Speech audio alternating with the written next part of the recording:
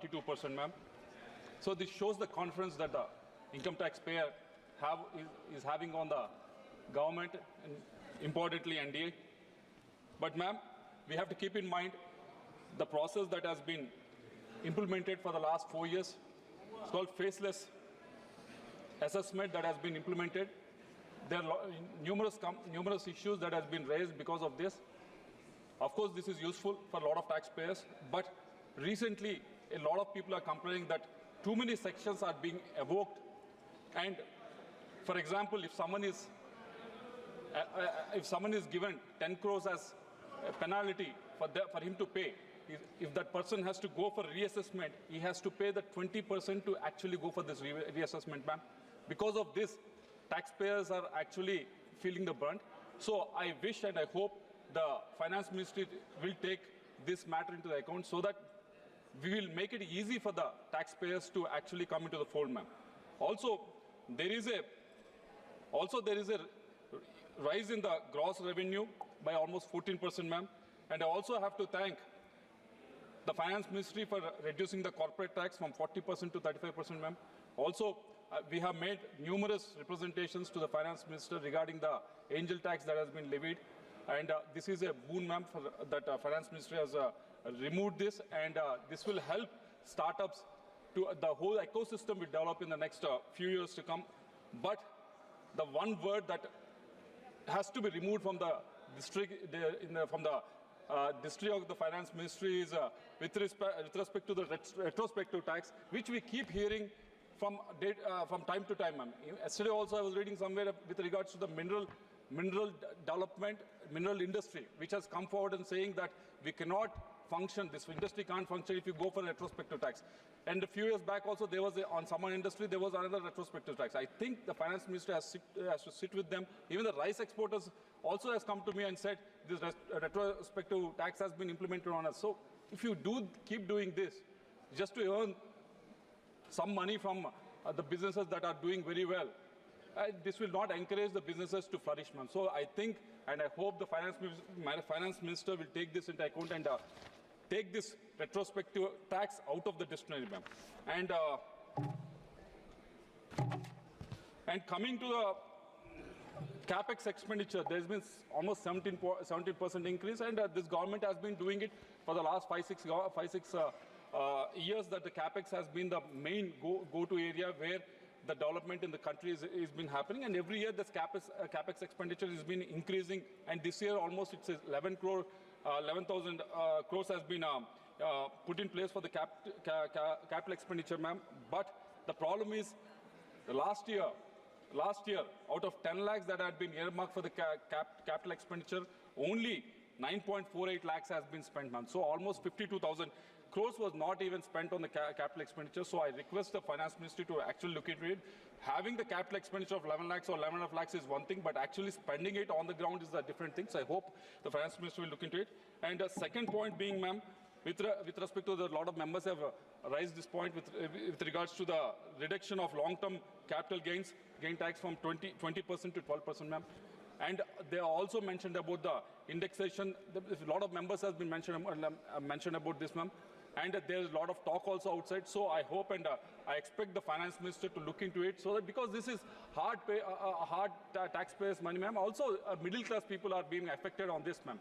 So I think there should be a relook at this indexation, so that middle class people, because they think real estate is one thing that they can safely invest in.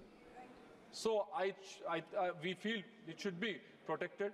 I hope the Finance Ministry will listen to this, ma'am. Also, coming to the third point, my colleague Mauma Mohitra has mentioned very clear, very agitatedly that I don't know where the funds are coming from Andhra Pradesh, because she didn't see anything, any special allocation that was made. But I think, correct me if I'm wrong, but I think it has been mentioned in Department of Economic Affairs, wherein 62,000 crores has been earmarked for this.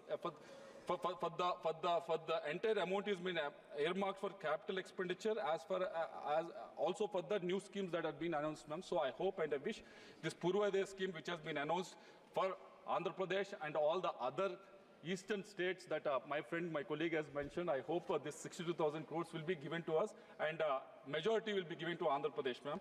And coming to the point number 4, ma'am, with regards to the clauses, which are from clauses from 88 to 99, which deal with the Vivad Se Vishwas. This has been a scheme which has been in effect for the last 4 years. This is used by a lot of taxpayers as well as a lot of industry people also, ma'am. This has been a successful scheme. But the problem right now that we should revisit is, I've been reading that clauses, ma'am, but nowhere in those clauses there's no mention of timelines has been mentioned.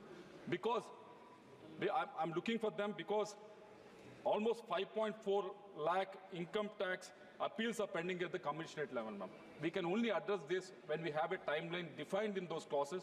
I hope Finance Ministry will look into it and try to address this issue, ma'am. And also, coming to the point number 5, ma'am, with regards to the healthcare, we have done amazingly well in the last 10 years or so. Numerous medical colleges, AIMS has been developed, and also number of postgraduate seats has been increased. But we should, but there's a 18% GST on health insurance policy.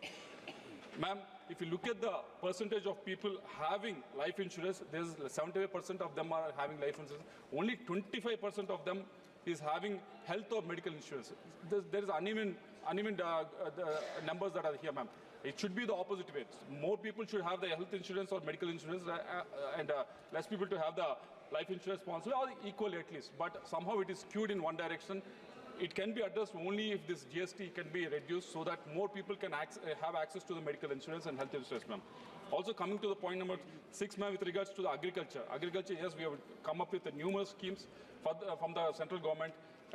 Every year, central government is giving 6,000 rupees for every farmer, PM Kisan Nidhi, and there's a soil health cards being given, and various other schemes. Insurance also has been given. So various other schemes have been given from the central government, and there's a definite drive from the central government to improve the conditions of the farmers and double the farmers' income. But we need to review the 20% GST, 12% GST on the agriculture equipment, 18% GST on the tractors and machines for processing and milling, and 15% GST on pesticides. I think instead of having these many numbers of percentages and these many brackets of GST numbers, I hope and I wish Finance Minister will come with a lesser number, like how they have it 5% for fertilizers. I hope all the others also will come into the same bracket so that the farmers will get benefited, ma'am.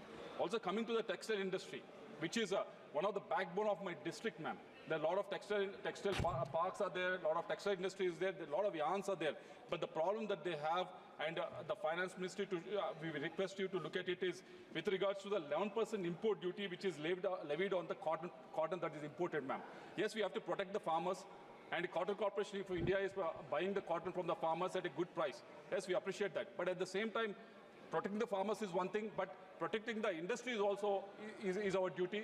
The only way we can protect the industry is actually giving them enough raw material so that they can produce good quality products and be competent when they export it to the other countries. They have to compete with countries like Bangladesh and Vietnam. They can only be competent when these raw material that is needed for these cotton mills are provided at a reasonable price, not by the government, but I'm saying if the import duty of 11% is decreased, they'll become much more competitive, ma'am.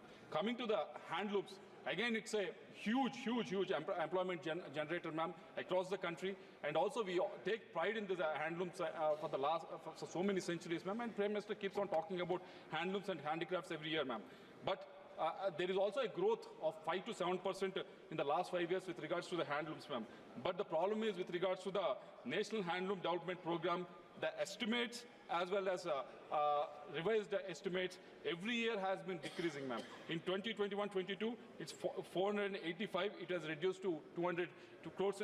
The estimates have reduced to 200 crores from 485 crores. And revised estimates from 2021, 344 crores, it has reduced to 156 crores in 2023. So I think, I wish that handlooms is one of the backbone of our country. We pride about it, handlooms and handicrafts. So I wish the Finance Minister will look into it. Ma'am, less than 2 minutes, ma'am, because I'm the only speaker for my party. We have enough time, ma'am. And also coming to the SEZs in the textile industry, ma'am. There's a friend of mine, Mr. C.M. Ramesh.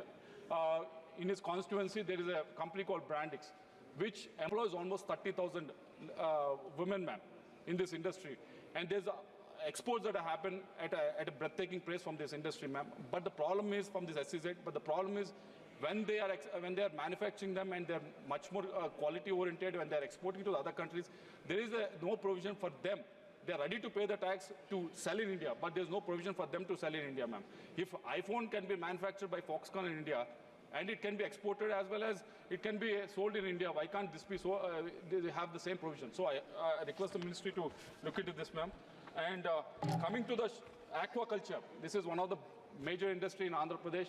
Almost 70% of the aqua exports happen from Andhra Pradesh, ma'am. There's so many new schemes that have been implemented in this. There's so much push and nudging that has been given to the aqua farmers as well as processors. Aqua processors have been doing very well, and MOFP is doing amazing, coming up with new schemes, and also the PLS scheme that has been come up. The aqua processors have used it to the larger extent. So as a country, aqua processing capacity is very high, but the problem is with regards to the farmers that are able to do the production. That is very low, ma'am.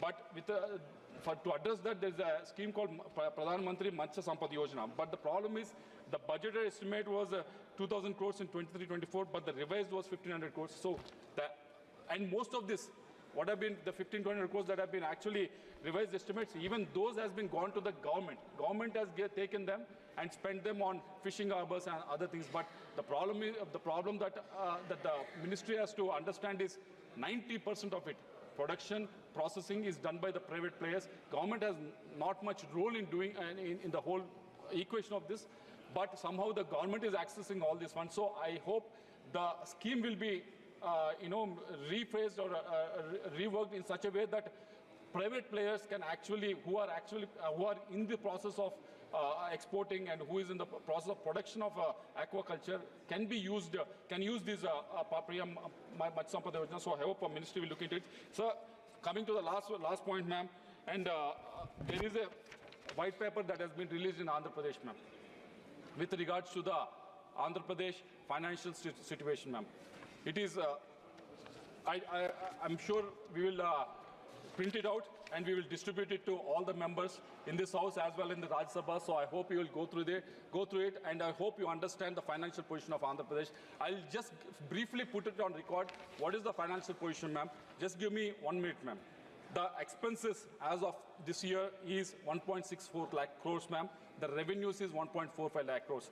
That means we are deficit by almost 19,000 crores this financial year, ma'am. State debt has increased from 3.75 lakh crores, which was in 2019, to almost 9.74 lakhs in 2024. Growth rate has decreased from 13.5% to 10.5% now, ma'am. And also agriculture sector has gone down from 16% to 10% now, ma'am. And also the capex expenditure, which was 60,000 crores from 2014 to 2019, the white paper is saying, ma'am, it has gone down to 24,000 crores in 2019-24. Last half a minute, ma'am, I'll wind it up. So there's a decrease of capex, and there is a decrease of sectoral growth in agriculture as well as any other sector. You look at it, industrial sector, there's a decrease in the sectoral growth also, ma'am. And the per capita debt has been almost doubled from 74,000 rupees per head to almost 1,44,000 in Andhra Pradesh, ma'am. The inflation has also been risen from 4.5% to 6.2%, ma'am. So all in all, on one side, we are having a huge debt, and we have revenue deficit every year. On the other side, we are not, whatever we have borrowed, we are not, ma'am, last 20 seconds, ma'am. We are not, whatever we borrowed in the last 5 years or so, we are not infused into the capital expenditure, ma'am. This has brought the state to our knees, ma'am. We are ready to actually work with the central government. We are ready to actually again stand up, and we are again looking for to rebuild the state, ma'am. So I request the finance ministry to look into it so that they can actually restructure the loans that are